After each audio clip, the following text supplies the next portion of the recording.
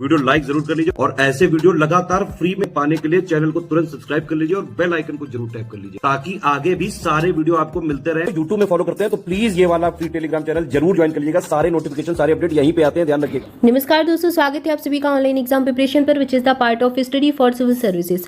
दोस्तों यहाँ पर हम वीडियो री एग्जाम के लिए कंप्यूटर देख रहे थे, कंप्यूटर के इंपॉर्टेंट फैक्ट कवर कर रहे थे जिसमें हमने स्टार्ट किया था और इसका फर्स्ट पार्ट आ चुका है। तो यहाँ पर हमने कंप्यूटर क्या है, कंप्यूटर कैसी मशीन है, कंप्यूटर के क्या भाग होते हैं, इसको डिस्कस किया था। तो यहाँ पर हमने ये सारा कुछ देख लिया था, क्या हार्डवेयर होता है, क्या सॉफ्टवेयर होता है, कंप्यूटर के क्या पार्ट्स होते हैं, कंपोनेंट्स कौन कौन से होते हैं, सब कुछ देख चुके हैं। अब इसके बाद हमें पढ़ना है कंप्यूटर के पार्ट्स, ठीक है, कंप्यूटर के भाग, जिसमें सीपीयू से स्टार्टिंग करेंगे। CPU central processing unit, computer का मस्तिष्क जिसे कहा जाता है, इसके बारे में जानेंगे। तो सबसे पहले बात करें सेंट्रल प्रोसेसिंग यूनिट की, यानी कि सीपीयू। यह कंप्यूटर के सभी कार्यों को नियंत्रित करता है, निर्देशित करता है और समन्वित करता है। डाटा को निर्देश के अनुसार प्रोसेस करने का काम इसका होता है, सीपीयू का।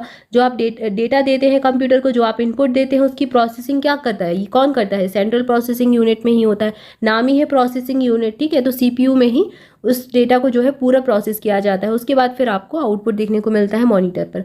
तो यहाँ पर जो है सीपीयू को हार्डवेयर की दृष्टि से 3 भागों में बांटा गया है। अब इसके कुछ पार्ट्स होते हैं, इसको देखते हैं। एक होता है कंट्रोल यूनिट, दूसरा होता है ALU, अर्थमेटिक और लॉजिक यूनिट, ये एग्जाम में पूछा गया फुल फॉर्म है। इसके बाद एक होता है स्टोर यूनिट, ठीक है, SU होता है स्टोर यूनिट, IPC ये होता है, ठीक है। इसकी कार्य क्षमता को बेहतर करने के लिए सीपीयू को अपग्रेड करना चाहिए। अगर आपको स्टोर यूनिट को जो है उसको अच्छा करना है, उसकी कार्य क्षमता को बेहतर करना है, तो इसके लिए सीपीयू को अपडेट करते रहना चाहिए, क्योंकि सीपीयू किसी भी कंप्यूटर का मुख्य भाग होता है जिसमें सभी गणनाएं होती हैं।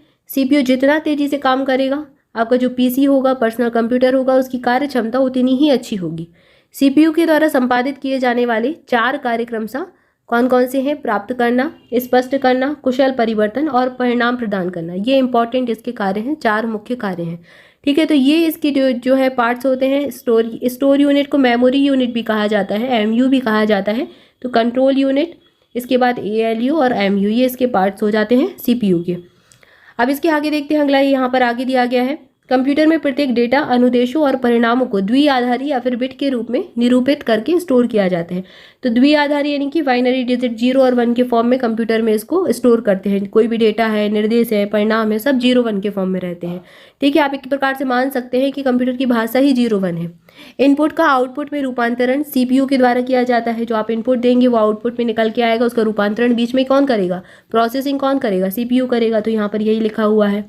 प्रोसेसर अथवा सीपीयू कंप्यूटर का प्रमुख हार्डवेयर डिवाइस है। आप इसको छू सकते हैं, देख सकते हैं, ठीक है। आपको दिखता है ना एक डिब्बा रखा हुआ, वो सीपीयू होता है, तो वो आप देख सकते हैं। तो ये एक हार्डवेयर डिवाइस है जो डेटा को अर्थपूर्ण सूचना में परिवर्तित कर देता है।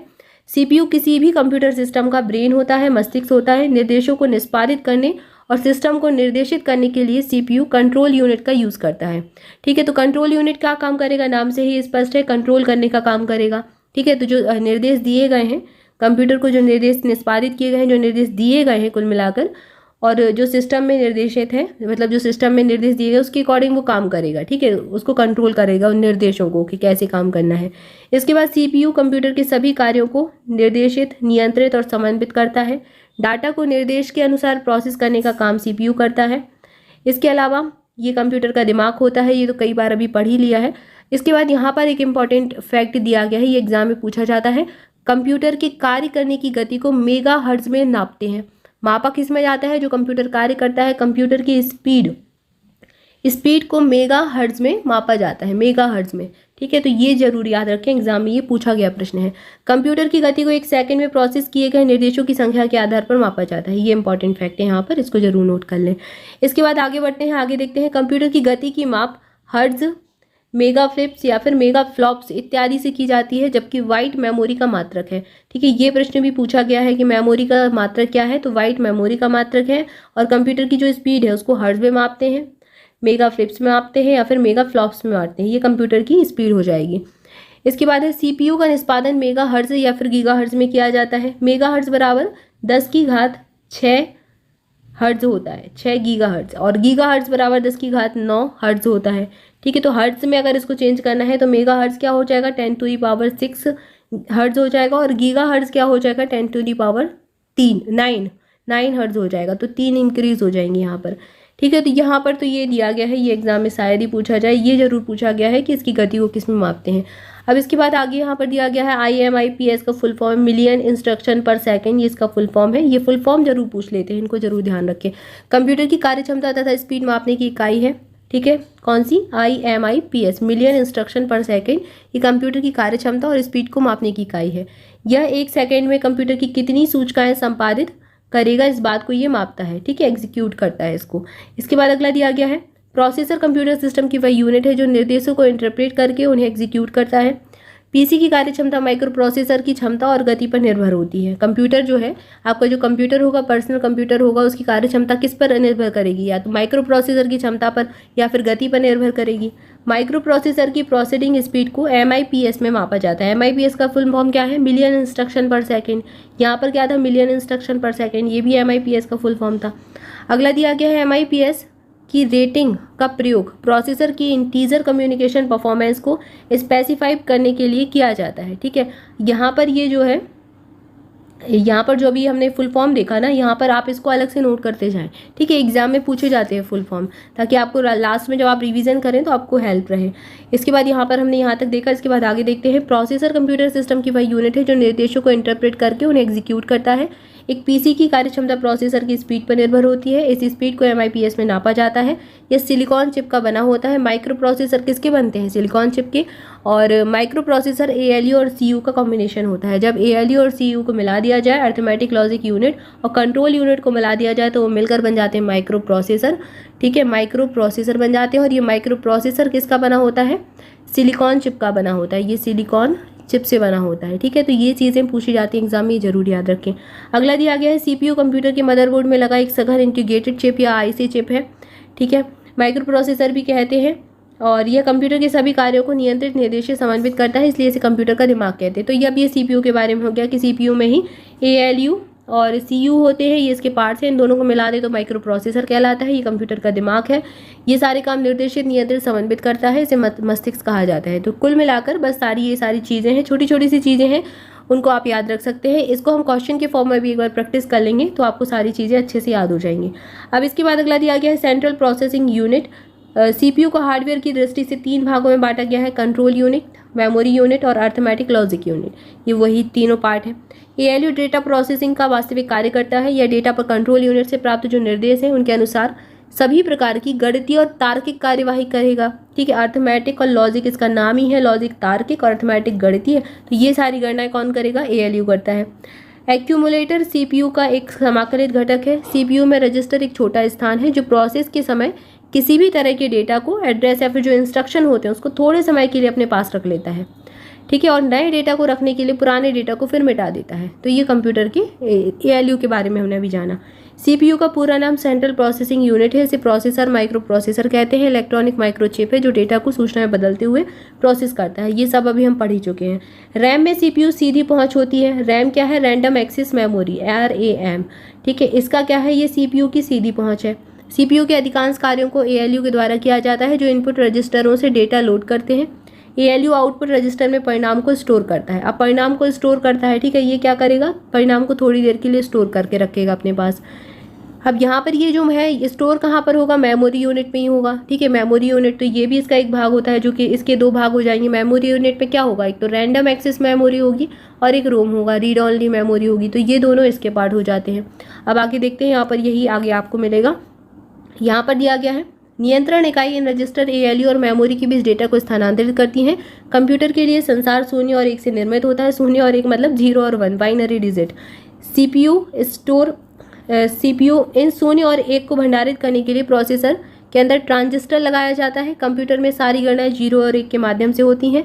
CPU स्टोर्ड प्रोग्राम इंस्ट्रक्शन के आधार पर काम करता है। उसके अंदर जो प्रोग्राम दिए होंगे, स्टोर्ड होंगे इंस्ट्रक्शन जो उसको दिए जाएंगे, प्रोग्रामिंग जो उसकी की गई है, उसके अकॉर्डिंग ही CPU काम करेगा। प्रोसेसिंग के पहले डेटा और निर्देशों को CPU में बने रजिस्टर में अस्थायी तौर पर स्टोर किया जाता है। CPU रजिस्टर में स्थित निर्देशों के अनुसार ही डेटा प्रोसेसिंग करके अंकगणित और तार्किक कार्यवाहियां करता है। तो कुल मिलाकर यहाँ पर CPU की प्रोसेस बताई गई है कि CPU कैसे काम करता है, क्या करता है, कहाँ पर डेटा जाता है, फिर डेटा को कैसे प्रोसेस करता है, ये सब दिया गया है। सेंट्रल प्रोसेसिंग यूनिट का मुख्य कार्य निर्देशों को और प्रोग्राम को एग्जीक्यूट करना है, उनकी प्रोसेसिंग करना है। इसके अलावा इसमें अन्य भाग होते हैं जैसे memory unit input output device के कार्यों को भी कंट्रोल करता है। प्रोसेसिंग यूनिट के कंट्रोल के अंतर्गत इनपुट डिवाइस से डेटा और प्रोग्राम ग्रहण करना और मेमोरी में स्टोर करना, ये सब काम इसी के होते हैं।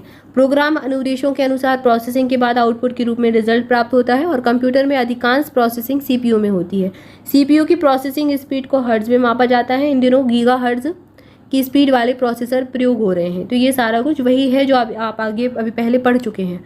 इसके बाद लिखा है सीपीयू कंप्यूटर सिस्टम का सबसे इंपॉर्टेंट भाग है। गणनाएं, संशोधन, तुलनात्मक कार्य सब सीपीयू करता है। इसके अलावा कंप्यूटर सिस्टम की अन्य यूनिट के द्वारा भी जो कार्य किए जाते हैं, ये सब काम की जिम्मेदारी किसकी होती है? सीपीयू की होती है।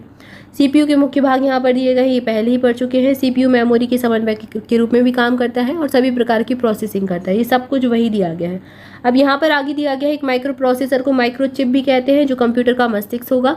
सभी प्रोग्रामों निर्देशों को एग्जीक्यूट करेगा। सिलिकॉन चिप का बना रहेगा जिस पर एक फोटोकेमिकल प्रक्रिया द्वारा छोटे छोटे सर्किट या माइक्रो चिप बनाए गए होते हैं। ये चिप अलग अलग प्रकार के और अलग अलग आकार के होते हैं। तो ये सिलिकॉन चिप के बारे में ही बताया गया है, प्रोसेसर के बारे में। माइक्रो प्रोसेसर में जो चिप से बना होता है वो कैसा होता है। इसके बाद अगला दिया गया है पेंटियम। इंटेल कंपनी द्वारा विकसित एक खास तरह का माइक्रो प्रोसेसर है। तो पेंटियम जो है एक माइक्रो प्रोसेसर का नाम है, पहली चीज़। दूसरी चीज़, ये बनाया किसने, विकसित किसने किया? इंटेल कंपनी ने किया। ये इंपॉर्टेंट एग्जाम में पूछा गया है। जो कंप्यूटर के सीपीयू में टावर के भीतर रहता है, माइक्रो प्रोसेसर को प्रोसेसर, सीपीयू या फिर चिप के नाम से जाना जाता है। ठीक है, तो जब आपने अगर किसी ने कंप्यूटर खुला हुआ देखा होगा तो जो चिप मिलती है, ठीक है, तो उसमें आपको एक माइक्रो प्रोसेसर भी मिलेगा। मतलब जो चिप मिलती है ना, उसके पीछे लिखा होता है इंटेल। पेंटियम जो रहती है कहेंगे उसे, इंटेल कंपनी ने उसको विकसित किया था। इसके अलावा यह कंप्यूटर का ये सब फिर वही सारी चीज़ें लिखी है। एथिलॉन और सैम्प्रॉन अन्य प्रमुख माइक्रो प्रोसेसर है। ये माइक्रो प्रोसेसर के नाम ही है, जैसे पेंटियम है वैसे ही एथिलॉन है और सैम्प्रॉन है।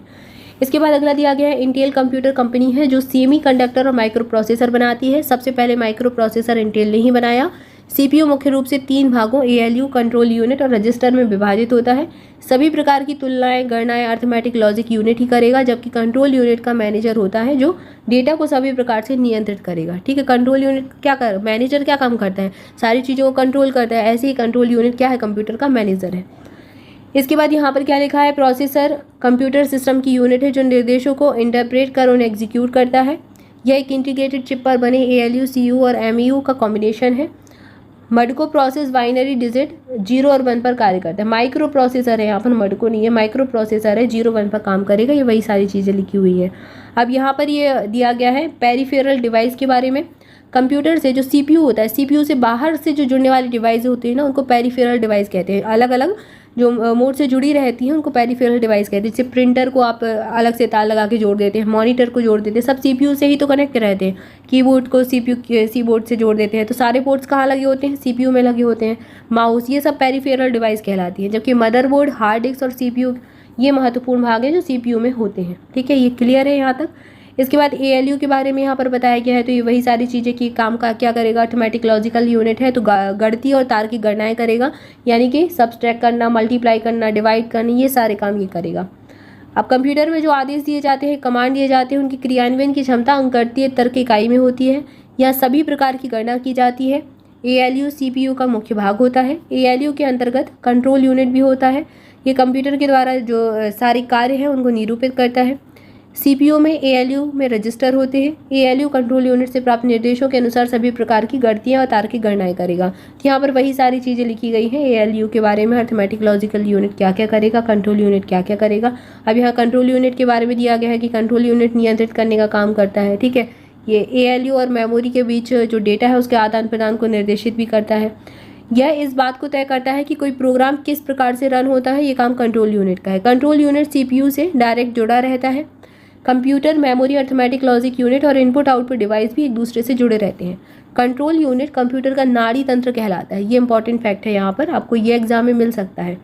इसके बाद यह सीपीयू का भाग होता है। इसके मुख्य काम कौन कौन से हैं? कंट्रोल यूनिट के इनपुट और आउटपुट डिवाइस या फिर अन्य हार्डवेयर जो डिवाइसेज होती हैं उनको नियंत्रित करना। ठीक है, उनको कंट्रोल करना, ये इसका काम है। अर्थमेटिक लॉजिक यूनिट के कार्यों को नियंत्रित करना, ये इसका काम है। इसके बाद मुख्य मेमोरी से डेटा लाना और उन्हें तात्कालिक रूप से स्टोर करना, ये इसका काम है। और तीसरा और चौथा इसका काम है निर्देशों को पढ़ना और उन्हें कार्यान्वित करने के आदेश देना। ये सब इसके काम है, किसके? कंट्रोल यूनिट के। तो यहाँ तक हमने देखा सीपीयू के बारे में। सीपीयू के 3 पार्ट होते हैं, ALU, arithmetic logic unit, control unit होता है, इसको नाड़ी तंत्र कहते हैं कंप्यूटर का। ये सारे काम कंट्रोल करता है, निर्देशित करता है। ALU सारी गणती और तार्किक गणनाएं करेगा, और MU होता है मेमोरी यूनिट होता है, ठीक है, या फिर इसको स्टोरेज डिवाइस भी कहा जाता है। तो ये कंप्यूटर के पार्ट्स होते हैं। एक एक पार्ट्स के बारे में हमने डिटेल में जाना, उसके जो कार्य हैं उनके बारे में जाना। तो यहाँ पर इतना ही। इसके आगे नेक्स्ट वीडियो में हम और अन्य पार्ट्स को देखेंगे, कंप्यूटर के अन्य जो कंपोनेंट्स हैं उनको देखेंगे। तब तक के लिए आप सभी चैनल के साथ जुड़े रहे। मोर अपडेट के लिए टेलीग्राम ग्रुप जरूर ज्वाइन कर लें, और स्टडी फॉर सिविल सर्विसेज के किसी भी पेड ग्रुप से जुड़ना चाहते हैं तो इन नंबर्स पर कॉल करके जानकारी ले सकते हैं। अगर आप किसी भी एग्जाम के लिए हमारा पेड ग्रुप, पेड क्विज या फिर कुछ भी ज्वाइन करना चाहते हैं तो ज्वाइन कर सकते हैं। इन पर कॉल करेंगे तो आपको पूरी इन्फॉर्मेशन मिल जाएगी। Thank you for watching this video. स्वस्थ रहें, मस्त रहें, मुस्कुराते रहें, पढ़ाई करते रहें। मिलेंगे नेक्स्ट वीडियो में। Thank you so much.